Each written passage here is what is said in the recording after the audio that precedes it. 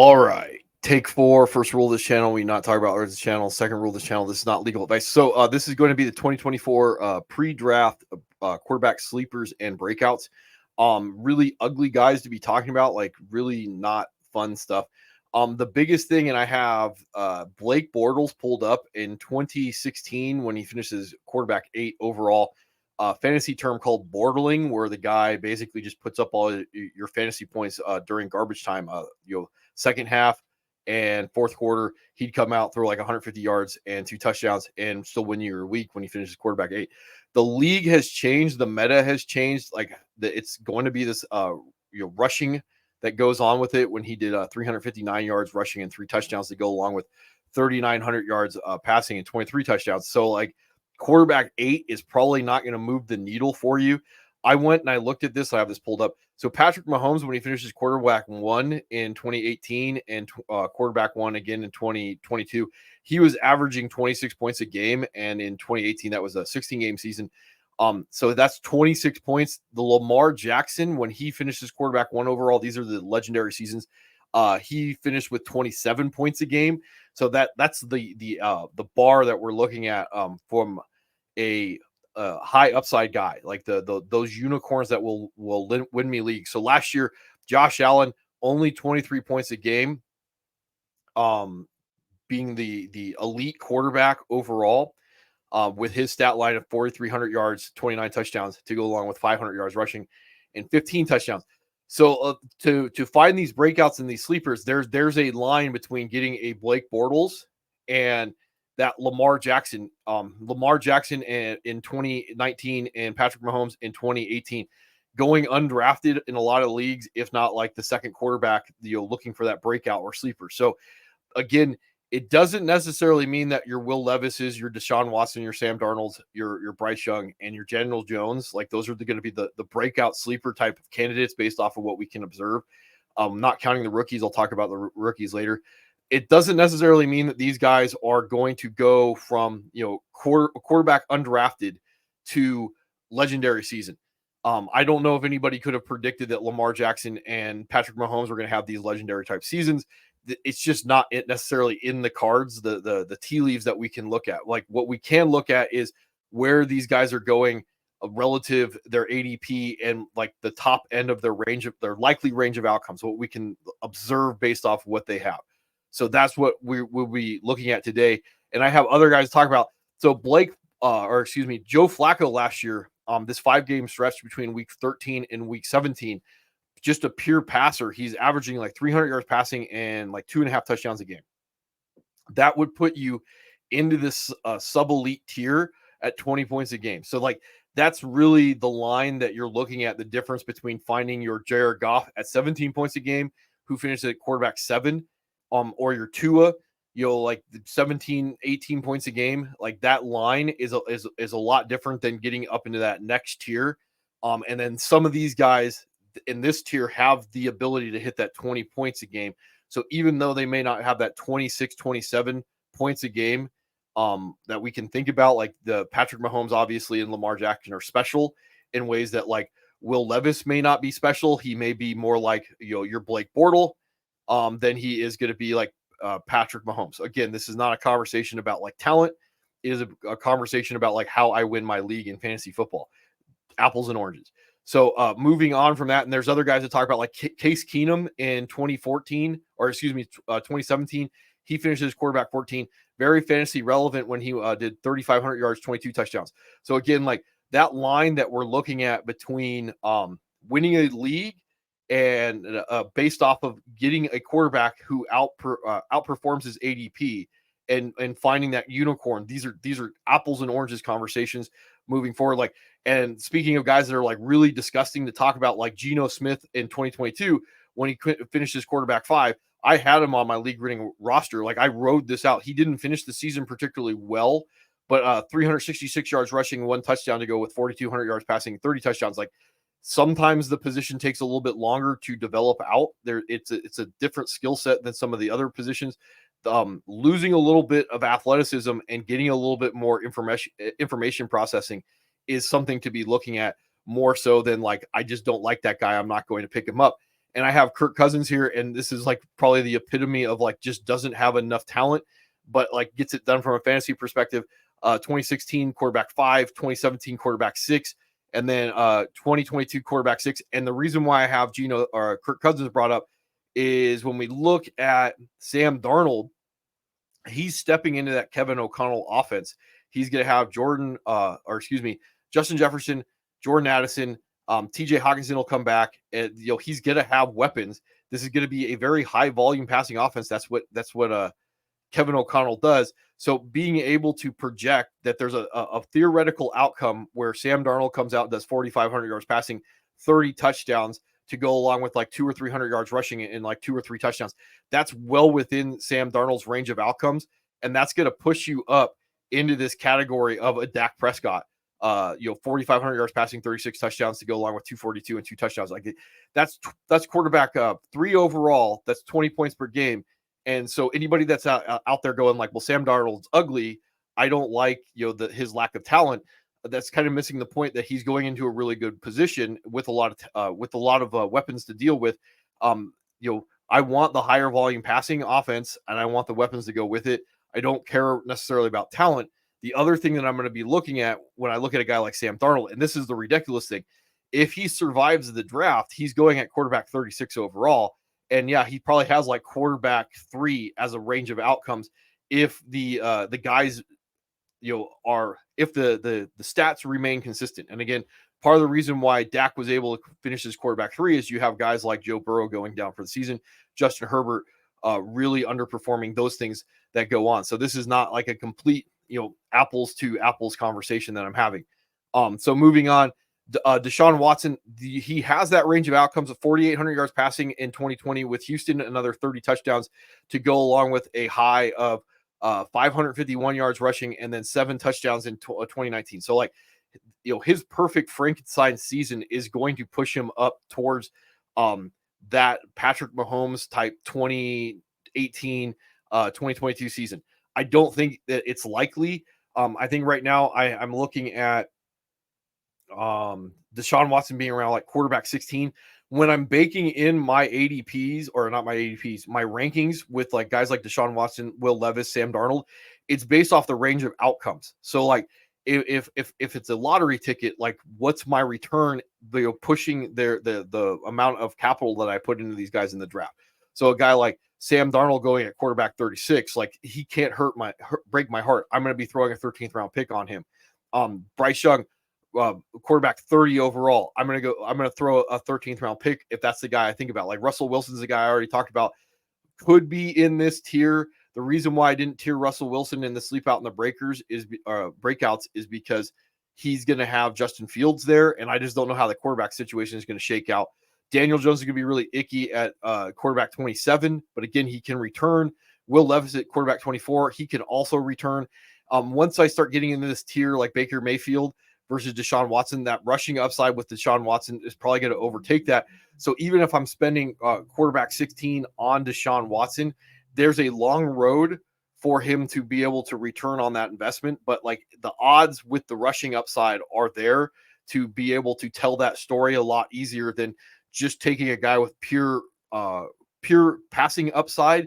That's going to be a very difficult road to get there. Because again, when we look at that Patrick Mahomes 2020 or 2018 and 2022 season, he has about 300 yards rushing to go along with like multiple rushing touchdowns to really push him over the line of it just being at this high volume passing to being high volume passing with some rushing upside to go along with it. So that's like putting these guys in this tier. Like, can Will Levis get there? Well, when we look at Will Levis, they went out and they spent on Calvin Ridley. Yes, Calvin Ridley could not be that good and have lost a step at 29. He's still going to have DeAndre Hopkins. He's going to have Chig. They might add some things in the draft, including upgrading the offensive tackle position. So when we talk about the draft, it's not just going to be those wide receivers and those tight ends and those running backs and the quarterbacks. Those offensive line pickups are going to move guys up the board. And right now, like the Titans are projected to take an offensive tackle. That's actually going to move Will Levis up on my board a little bit.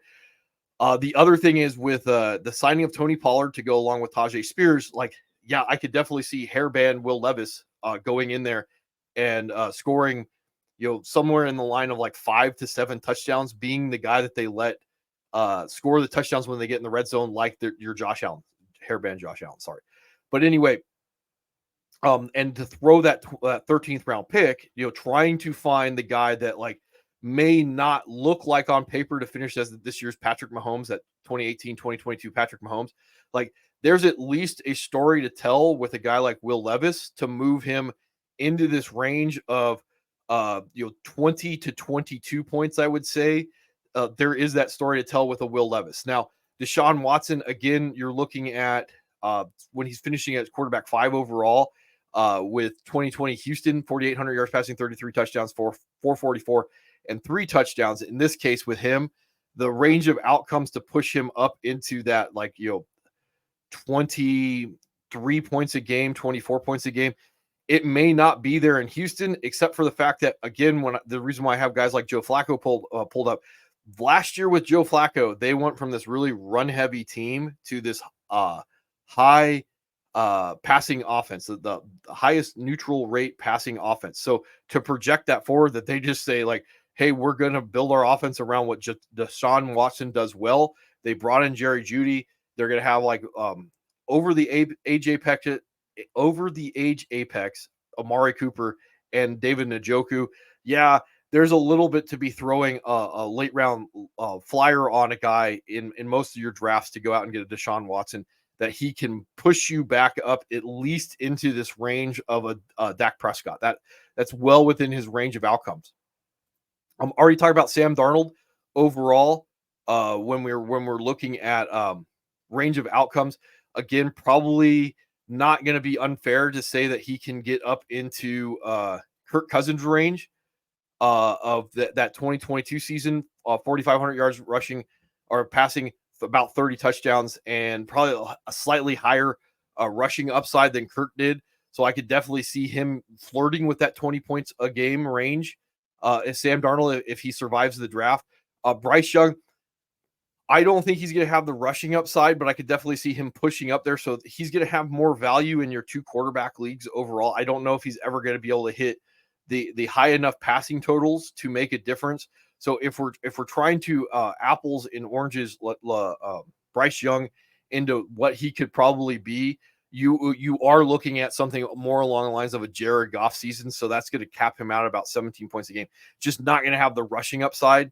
And then even if he starts really pushing up there. So again, in 2 quarterback leagues, when I'm looking at pulling the trigger on a Bryce Young at quarterback 30 to get return on investment, like, yeah, that's probably something I'm going to be looking at, or I'm going to be more interested in those 2 quarterback leagues than 1 quarterback leagues overall. And then to finish this off, let's see if I have this up, Daniel Jones.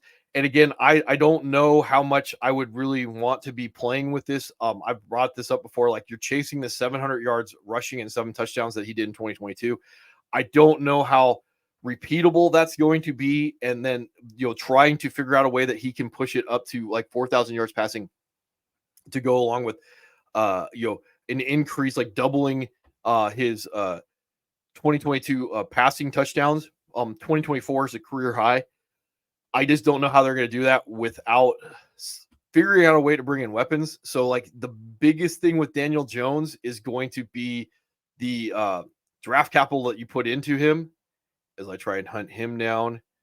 Quarterback 27, like, yeah, he's I would bet the over on where he finishes overall, depending on how the draft shakes out with him. But man, that's going to be a hard road. It's there. I mean, that's what we're talking about. It's there, even though I wouldn't be drafting him with your roster.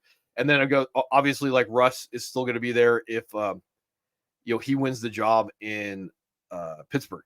So moving on to some of the rookies, I've been talking about this before. It's all going to be landing spot. There's going to be more teams that draft some of these rookies than we're thinking, because you're going to have teams like the Jets that have to gear up for post Aaron Rodgers. The Patriots have to bring somebody in, even though they don't have weapons. Cleveland might be looking to move on from Deshaun Watson. The Steelers, like, I don't see Justin Fields or Russell Wilson being the long-term solution.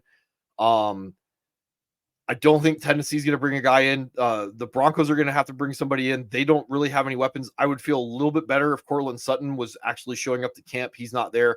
That makes me not want to take anybody that's associated with the Broncos. Like it's a very hard road for a rookie to come in and be able to put the statistical numbers up if he doesn't have help. Maybe Jaden Daniels can get it done on like some of these bad teams just with his legs from a fantasy perspective. Raiders, I could see bringing in a guy, even though they spent on Gardner Minshew and they have Aiden O'Connell there. Seahawks, I could see bringing in a guy. Geno Smith is probably not going to be the long-term solution. Rams are going to have to bring in a guy because Matt Stafford's not going to be the long-term solution. So just expecting that the draft is going to shake out the way that we think it's going to shake out without, like, say, a team like the Rams just deciding they're going to go up and they're going to get their guy. And in this case, like, I could see them going up and getting a JJ McCarthy to spend on that guy instead of like waiting to be in a worse position next year than just going out and getting them now. Tampa Bay may not be wanting to wait on Baker Mayfield. So, like, can they jump up from like where they're drafting at 26 to go get somebody else? That's something to be looking at. The Saints may not be moving on from Derek Carr, like one way or another. Like, I don't think Derek Carr is a long-term solution, but at the very least, like, they don't have to pull the trigger. Atlanta, like, who knows how many more seasons that Kirk Cousins is going to have. The Vikings, we are expecting that they're going to go up there and get somebody. The Vikings they're at 11, and I've seen a lot of mocks where either the Vikings go up and get somebody or they sit here and wait for the guy to fall to them. I can see either of those two things happening. Right now, the Packers look like they're going to go with Jordan Love. I don't know how long-term Jared Goff is going to be. The Bears, we're expecting Caleb Williams to go there. Washington is at 2. I could see Drake May or Jaden Daniels going there. The Giants obviously have to go out and they have to get somebody. I don't know who's going to be there at 6, and I don't really like who's ever going to show up there without an offensive line or weapons. And then obviously, like, the Cowboys, like, who knows what's going to go on with Dak and his contract situation. So it's not going to be a 1-to-1. Like, we're just going to slot guys in and go like, oh, hey, that's the guy who goes there. I think Caleb Williams has the best upside to be able to get in this range, this 20-point range. Like, Dak Prescott, 4,500 yards, 36 touchdowns, like 242, 2 touchdowns.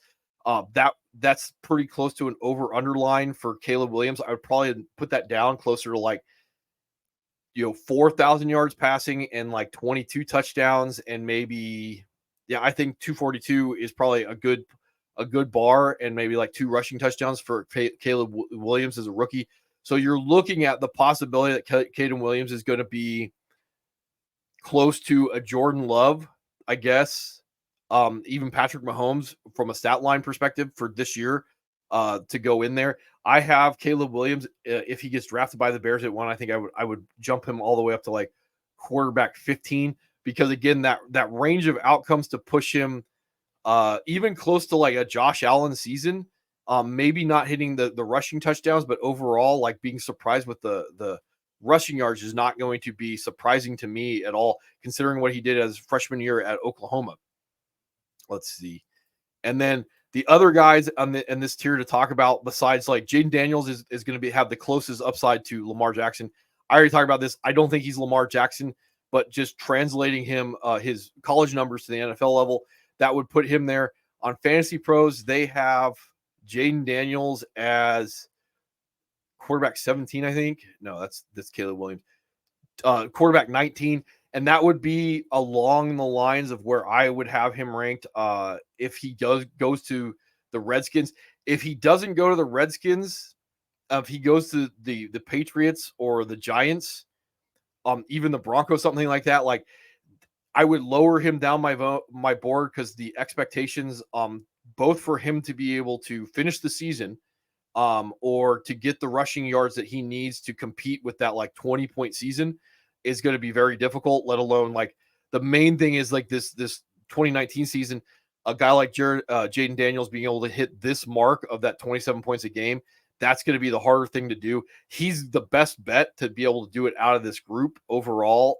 I think it's a pretty hard road for him to go and do that. Drake May, JJ McCarthy, Bo Nix, Michael Penix, like, I don't see them having the right landing spot. Like, the guy who goes to Minnesota that theoretically could beat Sam Darnold out, he could be the beneficiary of that high volume passing offense. but overall, like they're not going to have the rushing upside to really move the floor. So again, if we're looking at these rookies going in to break out and they're going to be in that like 17 to 18 point range, they probably are not. That's as a ceiling. They're probably not going to be able to return necessarily on investment overall. But again, like when I break these guys down into tiers, I have good old Will Levis right now.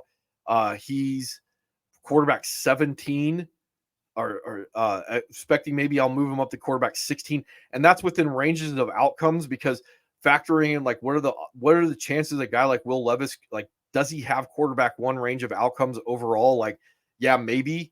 So he has to be pushed up higher, even though I could definitely see that he falls into this range of doesn't even finish the season. So like he should be pushed up higher. I don't want to be drafting a Jared Goff or a Tua, knowing that like their range of outcomes is going to be heavily based upon other guys disappointing and getting injured, to push him into that like quarterback, like 10 to 6 range with a bad season. Again, like bringing up our good friend Blake Bortles finishing at quarterback 8, because like there just aren't good guys. So like finishing the season in this tier of unicorns is what I'd be looking for from a fantasy perspective.